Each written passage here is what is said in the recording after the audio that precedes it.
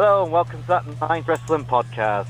I'm your host James Tunstall, joined once again by my co-host Kevin. Hey, you there? And today we've got a very special guest. UK fans can see him every Wednesday on Impact Wrestling at 9 PM on the Fight Network on Sky Channel 192. And at July 18th at Slammiversary, he's to be aiming to make history by becoming the youngest world champion in the modern era of professional wrestling. He is the one true ace. Ace Austin, how you doing, man? I am fantastic. Things are great for the One True Ace right now, and they're going to get better at Slammiversary. That's what we're looking forward to. Nice. Cool. And you just doubled your chances of becoming the next world champion with recruiting Madman Fulton. How did that come about? Well, if you remember Fulton's previous, group, I think it's really easy to say that Madman Fulton has not quite reached his full potential. He was always stuck in a position of being controlled, okay? And control has always been the issue with Madman Fulton reaching his full potential. Now, me and Madman Fulton have what I like to call a mutually beneficial partnership going on right now, okay? Me and Madman Fulton is what I like to call the inevitable, okay? I've been saying it a lot on my social media lately. I've been using the hashtag inevitable because I believe that my rise to success and what the future holds for me is just that. It's inevitable because I make my own luck, okay? I've always had an ace up my sleeve, and Fulton is just that. Cool. And I was just looking into it. I think you and Fulton are working on a Rise of the Hood. Have I got that right? Yeah, we're both casted on that project coming up. We actually COVID, kind of put a halt on any filming or production for that. Mm-hmm. So we've just kind of been waiting, and now that things are getting lifted, we finally got some dates to start doing some filming, and we're very excited to get in on that. And I think we was on about before, but Kevin remembered meeting you at Hot Topic many years ago. Oh, yeah. Yeah, I'm the Hot Topic guy. Yep. Yeah, you remember that. Yeah, that's before I became a wrestler, that's how everybody knew me. I was the Hot Topic guy because I got a job at Hot Topic when I was 14 years old, okay? That was my first taste of, a real responsibility of my own, mm-hmm. and it gave me a sense of independence at such a young age, and it really helped me kind of, come out of a shell and just, start integrating into being an adult. I've always been on the fast track in life. All right, I've always been a step ahead of the curve, ahead of the game, mm-hmm. and that I got a job there when I was 14, and I held that job all the way through I didn't have any other job until wrestling became the number one job. Absolutely. You like to play it fast and loose, live a little dangerously, get working early, so you can lay the foundations of being a future champ. Yeah, and that working on Hot Topic was great because the first boss that I worked under, she was awesome, a great friend of mine. She was very supportive. And then when she left and Steven came in and was the manager, he, was a wrestling fan. He used to be a backyard wrestler. So was he? Was also extremely supportive. I had no idea. In high school, he told me he used to backyard wrestle. Wow, he really kept that a secret. I had no idea. Yeah, that's funny. So he was always super supportive. We had many nights where I would close the store with him, and we would just talk about, wrestling and everything. When I started training at 17, I would, always with everything that was going on. He used to tell me that if he had the opportunity to ever promote me to any higher position than what I was working at Hot Topic, he wouldn't do it. Because he said he knew that I was destined for greater things, and he didn't want me to get stuck in the Hot Topic loop and become a lifer working there. He knew what we all know now. He was looking out for you. He wanted to see your T-shirt up on the wall instead of you selling T-shirts. Yep. Yeah, and that's always what we used to say. Mm-hmm. I started from selling shirts with guys that I looked up to, and one day my face is going to be up on that wall. Cool. And it would be rude not to ask it, eh? Obviously, growing up, I would imagine you was a wrestling fan. How did you get into wrestling fan? And how did you get into wrestling and favourites growing up? And who was your influences on your in-ring style and look? So, wrestling was definitely my family was definitely wrestling fans before me. My mom had told us stories about taking like me and my brother, the two youngest, in the family to like these shows when we were real little, and the fireworks used to freak us out a little bit, that sort of thing. But of course, I don't remember any of that. I was way too young. My first like really visual memory that stuck with me about falling in love with wrestling was I remember I was flipping through the channels when I was 4 years old, and me and my brother were sharing a room, the two youngest, and I came across I believe it was TNT at the time, and Raw was on, and I saw Shawn Michaels come off the top rope as soon as I flipped the channel, and it was just like that moment for some reason just flipped the switch in me, and I couldn't think about anything else for the rest of my life than pro wrestling. And I think the match was Shawn Michaels and Rob Van Dam. Oh, jeez. Championship on Raw. That's great. I think that was the match, but I can't be 100% sure. I know that it was Shawn Michaels, but I think that might have been the match. But so that's kind of those were the roots. And then as I got older, I didn't know that wrestling schools or anything like that existed. So when I was in like 8th grade, we had to start, or we didn't have to. There was like a school project they had us do, like to look into colleges that we might be interested in after we get out of high school. So I had zero plans on going to college. I was going to be a pro wrestler somehow. I didn't know how yet, but that was the game plan. So I started looking at, for the sake of the project, I was looking at like stuntman colleges. I thought that, that would be the closest thing, to getting me there maybe would be a stuntman college. So I did a little bit of research on that, and I had, and I was of course interested in being, in movies someday, and stuff like that. So I looked up, some stuntman college stuff, whatever. But then fast forward to when I was 16, we had to start doing plans for our senior project to graduate high school. We had to do this big project at the end of your high school years. I, of course, chose wrestling as my topic. And there was like a whole criteria for the project. You had to write a research paper. You had to do an on-site visit to some location. You had to interview people, stuff like that.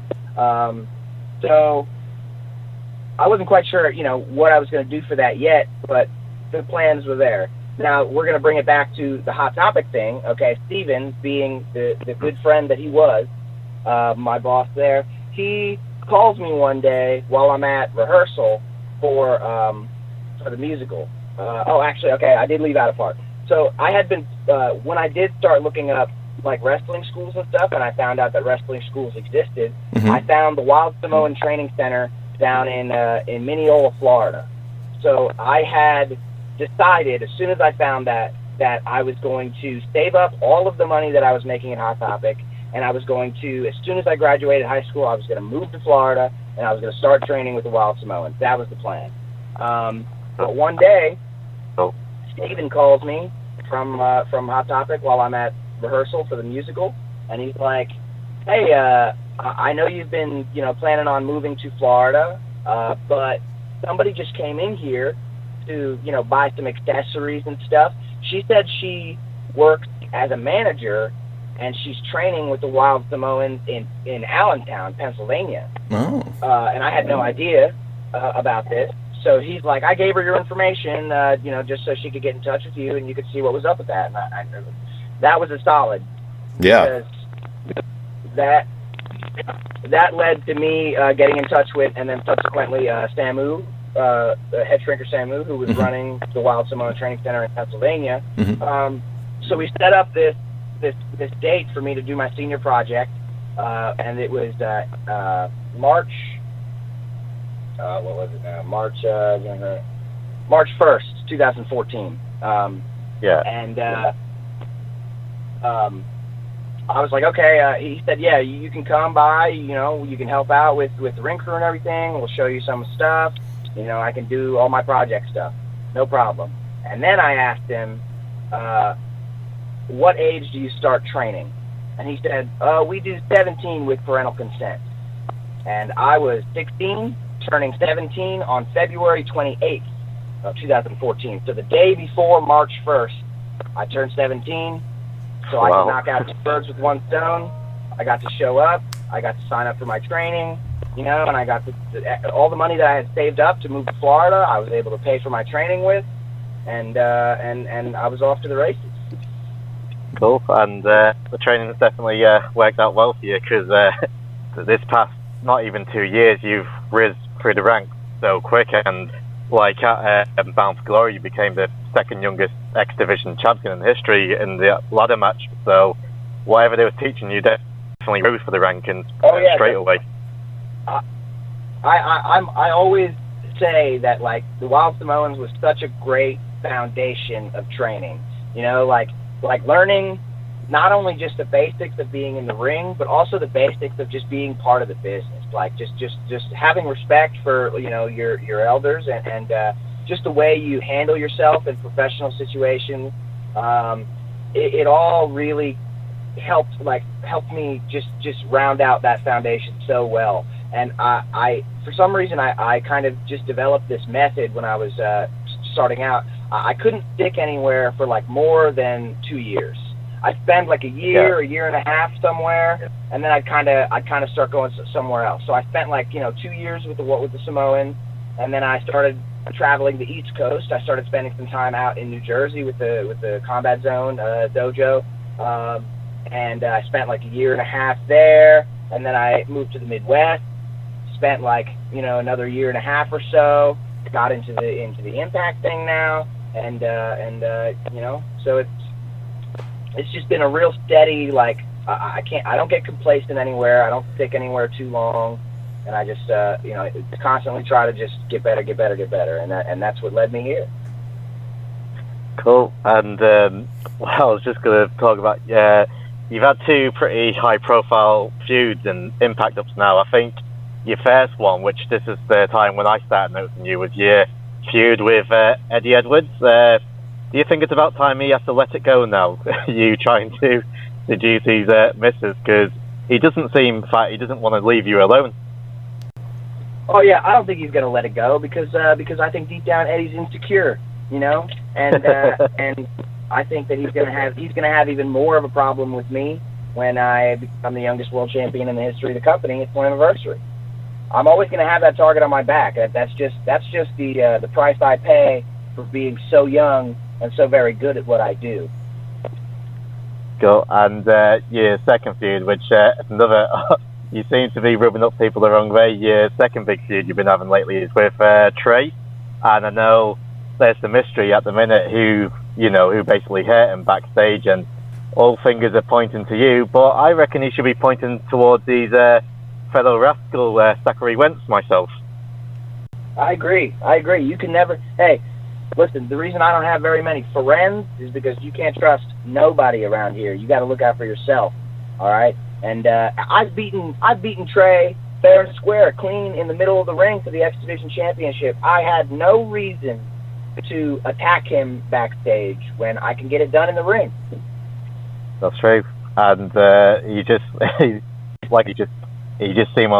doesn't want to leave you alone. But I would imagine growing up, Ace, that you was at ECW. I watched your great hardcore match you had with Tommy Dreamer. What was it like to be in the ring with one of your idols and actually defeating him in the ring? That was so. There were a good amount of guys that whenever I played video games, download extra created characters that weren't in the game, and guys like Tommy Dreamer, Rhino, Rob Van Dam. Those were some of the first guys that I would add to my roster in the video games, because they were always right there. And now I'm in the locker room with them.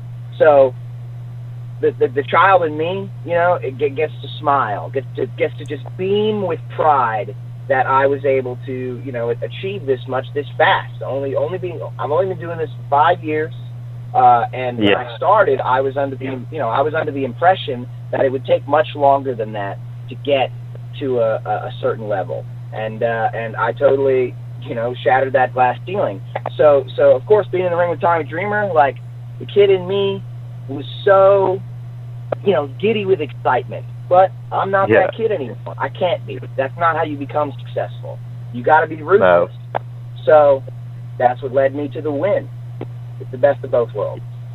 Well, rightfully as well. You had the rightful number one contender before management decided to add more guys to the world title match at the Slammiversary. And in that tournament, you defeated a few of the legends. You defeated, like you mentioned before, and Rhino, and you defeated TNA original Hernandez, and obviously Trey's Rascal stablemate, Zachary Wentz, and 3 great matches and a big performance on each match. So I would imagine for Slammiversary, you're just, well, like you say, you just pulled your ace from your sleeve lately with Fulton, and I would pretty much put you as the odds-on favourite to win the match, and like you said, achieve history by becoming the youngest world champion. Yeah, and I don't think that my chances are hurt at all, okay? My relationship with Fulton is a retaliation to the fact that the Impact management is just trying to hold me back. I'm a history maker by default, and they don't seem to like me. So you're absolutely right. You said it yourself. I went through that whole tournament. The whole tournament, I did everything that I could to win it, and I did. And now, none of it matters. Everybody gets a shot. We're just passing around the opportunities. That's okay. That's okay. Because I'm always going to find a way. I make my own luck. That's what that means. True. And like I said, I think I've pretty much caught you from your debut in Impact, and as soon as I watched a few matches with you, I was like, yeah, this guy's actually going to the top really fast, and I, in my opinion, personally believe you are the fastest rising star in all of professional wrestling. And one of the angles I mentioned previous, what I did love was the feud between you and Eddie Edwards, and I loved the Brian Cage wedding, and Eddie Edwards just coming into the wedding drunk, and you was trying to be very chivalrous with Alicia. I just found it hysterical when I watched it. Well, sloppy, drunk, irresponsible. That's not how a professional conducts himself in an environment like that. Come on. Cool. And there's a lot of rumours at the minute with Impact coming up for Slammiversary. There's a lot of excitement because there's quite a few free agents coming about. There's a few rumours mentioned. I don't want to put you on the spot, but if there was one free agent out there who you would like to see an Impact, rather maybe possibly talking, who would you like to see? Let's see, somebody who goes by the name I don't care, okay? It doesn't matter who they bring back into the company. I'm going to shine brighter. I'm going to shine brighter than every single person that steps through that curtain. It's inevitable. That's the correct answer. Perfect answer, yeah. You mentioned you look earlier, and I think Kevin said himself, he sees a lot of Gambit inspired in your style you've got, and is it true? Oh yeah, so that was an accident at first. Okay, so when I was young and I would play those video games, like I had said earlier, I would always create my character. Purple was my favorite color, so I would always, put the purple gear on and everything. And for some reason, I was innately attracted to this tattoo that was in all of the video games. That I would always put it on my character's left shoulder, and that was the 4 aces that I now have on my shoulder now.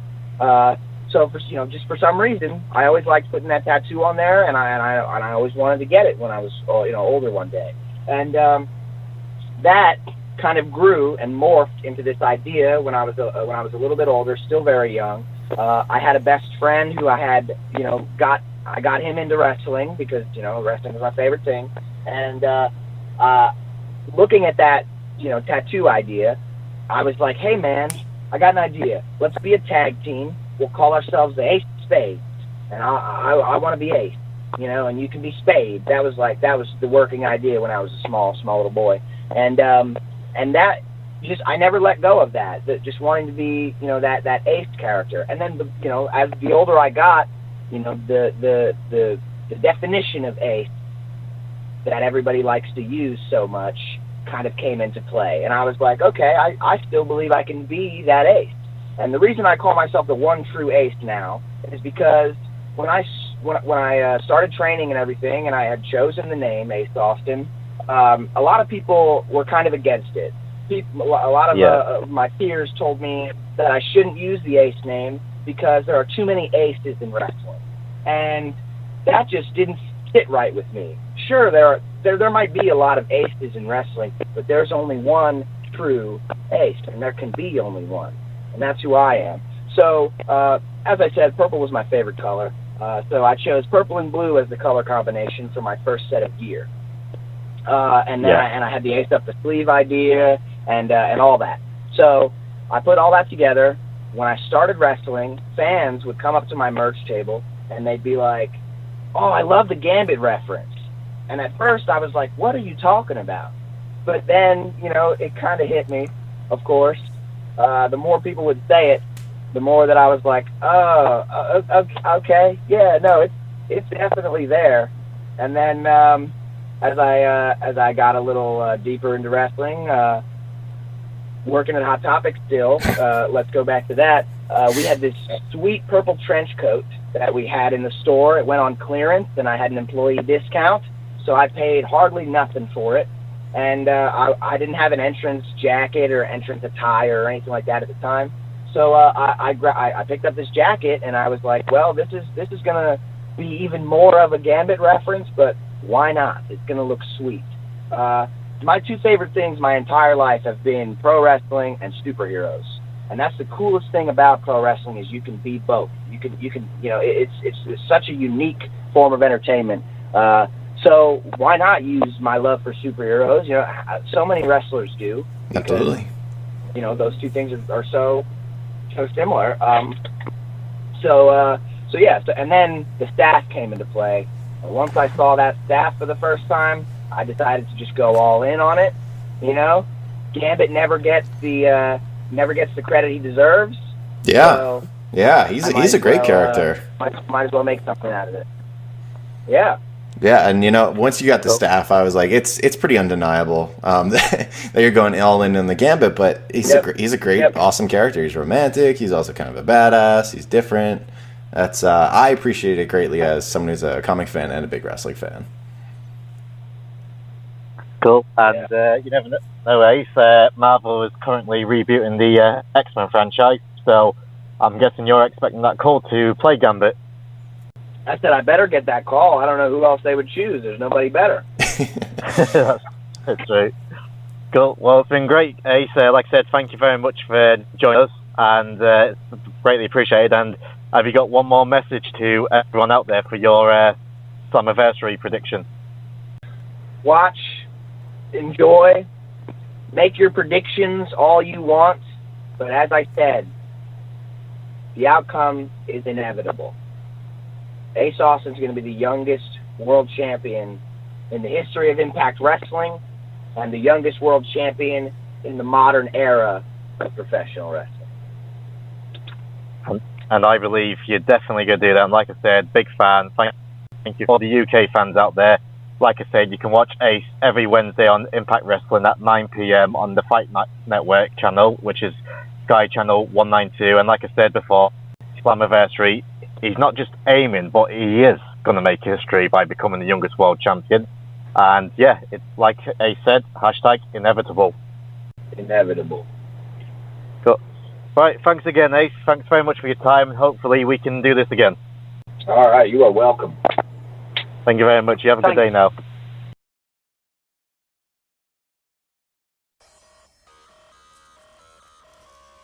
And that's the end of the show. Thank you to everyone who joined in today. I want to say a big thank you to all the men and women at Impact Wrestling for making this interview possible, and also a big thanks to Ace Austin for allowing us the pleasure of his time slate. If you could please follow Ace on Twitter and on Instagram at _Ace_Austin, that would be great. And please don't forget to like and subscribe to the podcast and also the new YouTube channel, both at That 90s Wrestling Podcast. And also don't forget to please watch Impact Wrestling every Wednesday night at 9 p.m. on the Fight Network, Sky Channel 192. That's every Wednesday at 9 o'clock. And also please don't forget to look at Slammiversary on July 18th, where Ace is aiming to make history by becoming the youngest world champion in the modern era of professional wrestling.